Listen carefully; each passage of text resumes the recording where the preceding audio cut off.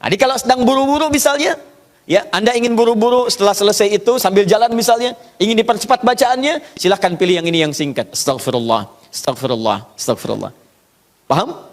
Kalau agak senggang, silahkan tambahkan dengan lebih luas. Astagfirullahaladzim, astagfirullahaladzim, astagfirullahaladzim. Lebih senggang lagi, astagfirullahaladzim, alladzi la ilaha illa huwal hayyul qayyum wa atubu ilaih. Astagfirullahaladzim, alladzi la ilaha illa huwal hayyul qayyum wa atubu ilaih. Paham? Baik, jadi kalau Anda menemukan riwayat yang ini diulang sampai 3 kali, ini yang dimaksud riwayat yang paling standar. Jelas ya? Standar. Ini standarnya, ucapkan ini astagfirullah, astagfirullah, astagfirullah 3 kali. Ini amalan pertama. Tahan, hadisnya belum selesai.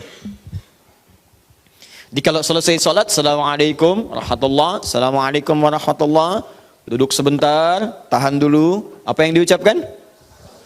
Astagfirullah, astagfirullah, astagfirullah. Selesai? Baik. Tahan. Lihat baik-baik, perhatikan sini. Ini disebut amalan apa tadi? Zikir. Karena kita sedang membahas tentang zikir. Baik, sekarang yang kedua, masih ingat? Tadi kalau seorang sedang berzikir, maka konsekuensinya dia akan apa terhadap Allah? Ingat. Yang kedua, dekat. Pertanyaan saya, apakah setiap orang yang mengucapkan astagfirullah menjadi ingat kepada Allah? Itu masalahnya. Banyak orang pasca sholat mengatakan astagfirullah, tapi kalimat itu tidak mengingatkan dia dengan Allah. Itu masalah utamanya. Assalamualaikum warahmatullahi wabarakatuh. Assalamualaikum warahmatullahi wabarakatuh. Astagfirullah. Astagfirullah. Astagfirullah. Halo? Gimana? Anda salam langsung ngecek status. Lisan Anda astagfirullah, tapi tangan Anda megang handphone. Pikiran Anda melihat status. Sebagian orang bahkan merespon urusan dunia. Bagaimana istighfar bisa berkorelasi dengan itu semua? Itu masalah utamanya. Jadi semua kalimat ini ketika diucapkan, bingkainya adalah zikir. Mampukah Anda mengucapkan istighfar ini yang langsung mengingatkan Anda dengan Allah subhanahu wa ta'ala? Ini poin besarnya. Nah, tahan. Saya berikan rahasia besar dulu di sini. Kenapa Anda mesti mengucapkan kalimat ini? Buka Al-Quran surah ke-71. Surah apa itu? Surah apa? Nuh. Bukan Al-Ma'arij. Al-Ma'arij 70. Ayat 10. Kalau mau dari ayat 9-nya sampai dengan 13. Kemudian saya kotaki ayat 10-nya. Nih, 10-nya saya kotaki di sini. Ini yang pentingnya. Awas. Nabi Nuh alaihissalam berdakwah kepada umatnya. Berapa tahun? 950 tahun. Masya Allah. 950 tahun berdakwah kepada umatnya. Bahkan dakwanya terang-terangan, juga sembunyi-sembunyi. Pelan dan silent. Ya, ada yang silent, ada yang terang-terangan, kencang. Ayat 9-nya, "Tsumma 'alantu lahum wa asrartu lahum israra." Aku berdakwah kepada mereka kadang terang-terangan, dengan kencang, sampaikan dengan terang. Tapi kadang juga aku sampaikan dengan pelan, dengan silent. Ada orang-orang yang memang secara pelan aku sampaikan halus, sesuai dengan tipikalnya. Ada yang langsung aku sampaikan keterangannya dengan seterang-terangnya. Tapi tahukah Anda, selama 950 tahun berdakwah itu, yang terang-terangan, yang sembunyi-sembunyi, kalimat pertama apa yang dimintakan Nabi Nuh kepada mereka? Perhatikan ayat 10-nya. Faqultu astaghfiru rabbakum innahu kana ghaffara. Rahasia pertama. Perhatikan baik-baik. Kalimat pertama yang disampaikan Nabi Nuh alaihissalam kepada kaumnya. 950 tahun. Masya Allah. Lihat baik-baik. Baik terang-terangan, baik dengan sembunyi-sembunyi, pelan-pelan, ataupun jahar. Apa kalimat pertamanya? Faqultu astaghfiru rabbakum. Aku katakan pada mereka, istighfar kepada Rabbmu.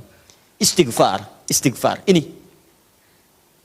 Nah, ketika Nabi Nuh mengatakan, istighfar pada Rabbmu, istighfar pada Rabbmu. Apakah kalimat Qur'annya berhenti sampai sini? Tidak. Teruskan ayatnya. Innahu kana ghaffara. Rahasia istighfar yang pertama, satu. Allah akan turunkan minimal sifat ghaffar kepada hambanya. Nanti kita lihat. Apa itu ghaffar? Belum tentu. Belum tentu. Tidak seperti yang Anda bayangkan. Allah punya sifat ghafir, tapi kenapa yang muncul ghafar di sini? Buka Quran misalnya surah Ghafir. Fusilat surah ke-40. Ayat yang ketiga. Ghafiridz dzambi wa qabilit taubi. Allah mengampuni dosa seorang hamba. Ketika mengampuni dosa, kalimatnya menggunakan ghafir. Ghafirun, ghafiridz dzambi. Tapi kenapa Nabi Nuh menyebut dengan kalimat ghafar? Faqultu istaghfir rabbakum innahu kana ghaffar. Kenapa ghafar bukan ghafir? Satu. Nih. Dua, teruskan ayatnya, ayat 11. Yursilis samaa 'alaikum midrara. Dua, orang yang sering istighfar, maka Allah akan turunkan keberkahan lewat curah hujan yang lebat. Curah hujan, hujan yang berkah. Masya Allah. Ada hujan membawa berkah, ada hujan membawa? Bukan. Bukan, hujan tidak pernah menginginkan banjir. Hujan itu hanya membawa air. Baik, yang bikin banjir itu Anda yang tidak bisa mengatur airnya. Itu persoalannya. Jalur air dibuat bangunan. Air itu kan sederhana, dia hanya mencari tempatnya, dia meresap sesuai dengan tempatnya. Cuman Anda tidak menempatkan air sesuai dengan tempatnya. Itu masalahnya. Tapi ini beda. Ketika turun, airnya membawa keberkahan dalam kehidupan. Itu lain. Itu lain. Nanti saya berikan rahasia setelah ini. 3. Teruskan. Wa yumdidkum bi amwalin wa banina. Masya Allah. Ya istighfar. Ketika kamu istighfarnya benar kepada Allah, wa yumdidkum bi amwalin, maka Allah akan melimpah ruahkan harta benda Anda. Ya. Meluaskan harta. Banyak. Amwal bukan mal. Wa banina, bahkan keturunan. Teruskan. 1, 2, 3, 4 keturunan. Allahu Akbar. Lihat faedah istighfar. 5. Wa yaj'al lakum jannatin. Dan Allah akan limpahkan kepadamu kebun-kebun yang indah. Awas jangan dilihat kebunnya. Karena kalau Anda lihat orang-orang Arab pada saat itu, mereka emas sudah banyak. Bu, emas banyak walaupun masih banyak di Indonesia. Ada Mas Asep, Mas Johar, Mas Sodia. Ya. Tapi wujudnya beda, ya, wujudnya beda. Di sana emas banyak, perak banyak, bangunan megah. Tapi yang mereka belum dapatkan itu adalah kenikmatan pemandangan yang elok. Kebun-kebun, ya, isinya ada anggur, bawahnya kemudian ada sungai-sungai. Karena itu orang yang paling kaya di masa-masa dulu, di kalangan-kalangan Arab adalah orang yang memiliki kebun-kebun yang indah. Kalau cuma emas yang lain punya. Abu Jahal tuh nggak bangga dengan emasnya. Ya, Abu Lahab tidak bangga dengan emasnya. Apa yang mereka banggakan adalah kedudukan dalam kehidupan dan harta-harta yang seperti yang digambarkan. Tapi semua itu tidak mampu menjadikan mereka sebagai hamba di hadapan Allah Subhanahu wa taala. Poin yang paling besar, kalau disebutkan jannat dalam arti kebun-kebun dalam urusan dunia, itu maksudnya kenyamanan hidup. 5.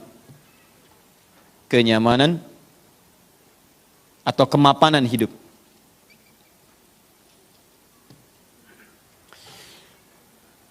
Wa yaj'al lakum anhara, kenikmatan hidup.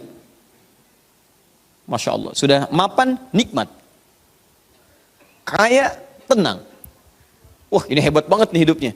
Dosanya diampuni oleh Allah, kemudian hidupnya berkah, hartanya melimpah, keturunannya juga luar biasa gitu kan. Setelah itu hidupnya nyaman, mapan dan nikmat. Kurang apa lagi? Antum pilih mana? Kaya tapi gelisah atau miskin tapi tenang? Jangan pilih yang ketiga, saya tidak berikan.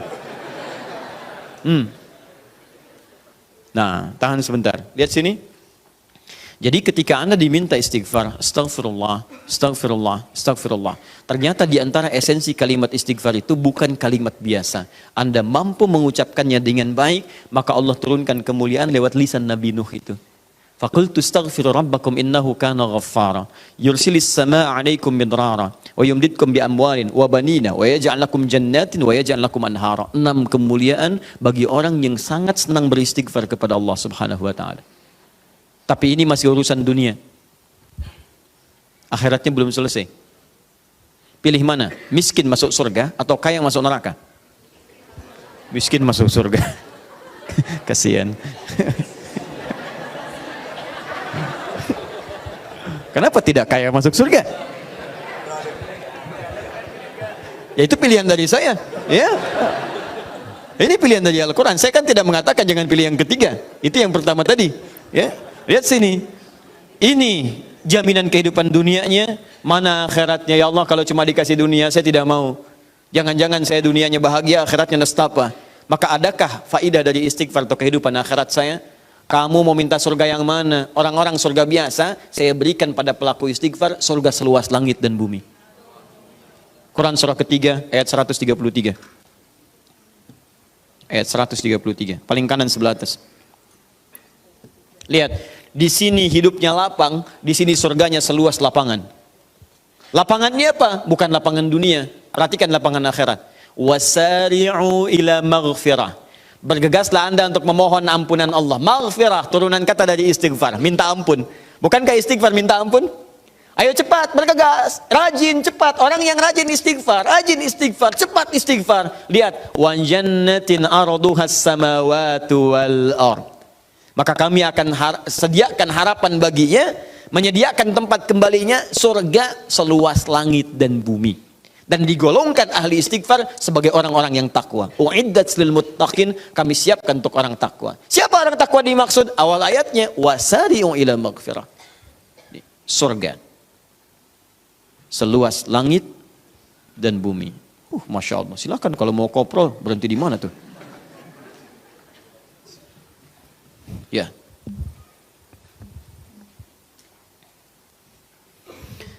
Nah, kalau ditawarkan begini, siapa yang tidak mengambil tawaran ini?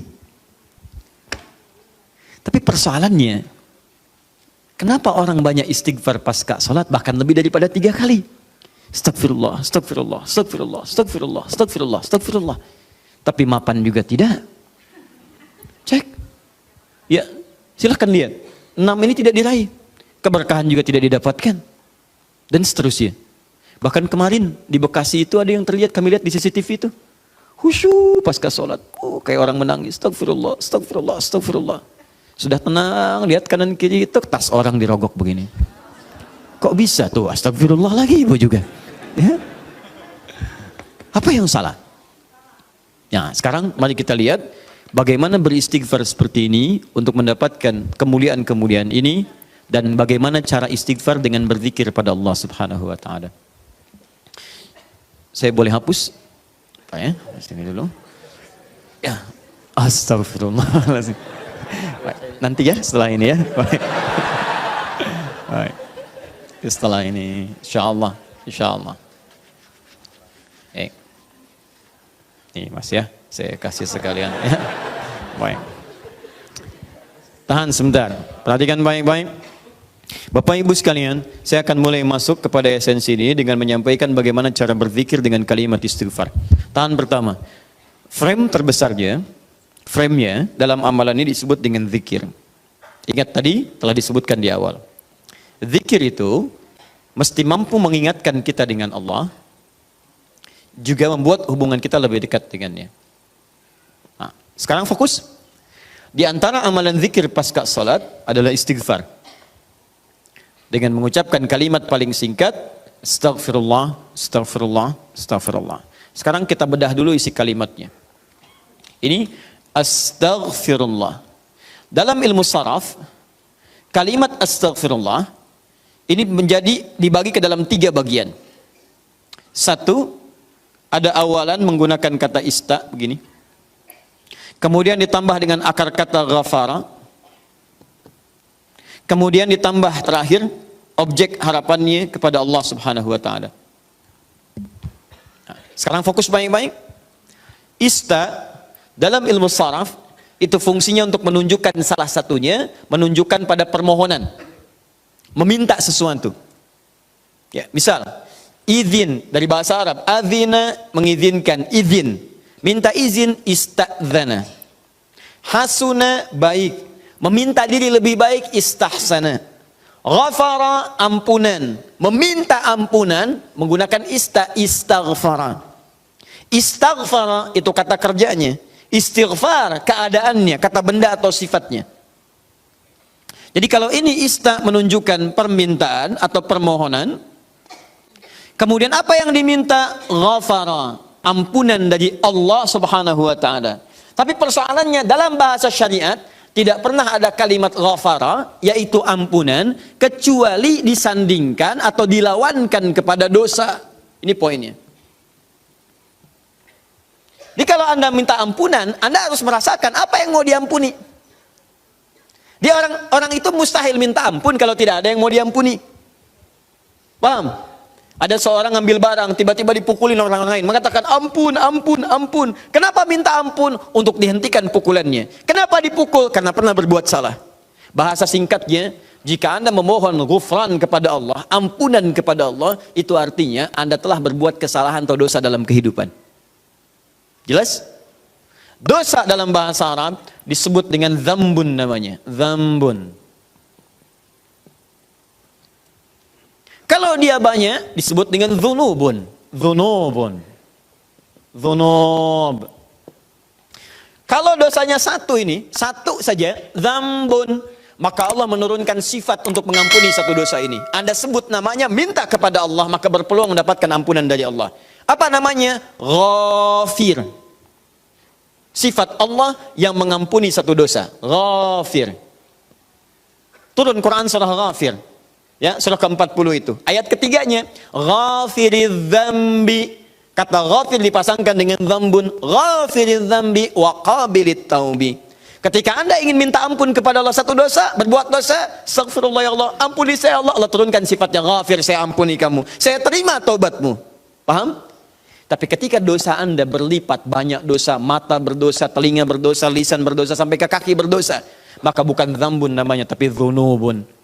Sifat Allah yang mengampuni aneka dosa dan tidak membiarkan hambanya larut dalam dosa, maka turunlah kemudian yang kedua disebut dengan Ghaffar namanya.